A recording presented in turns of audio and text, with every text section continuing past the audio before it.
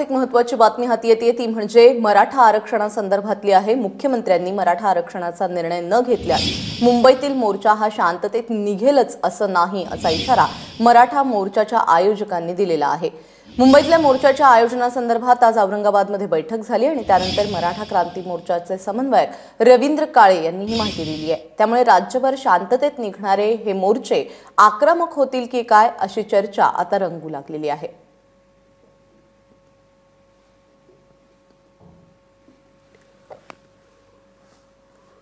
याची शाश्वती आम्ही देऊ शकणार नाही, सरकारवर डिपेंड करतंय सगळं।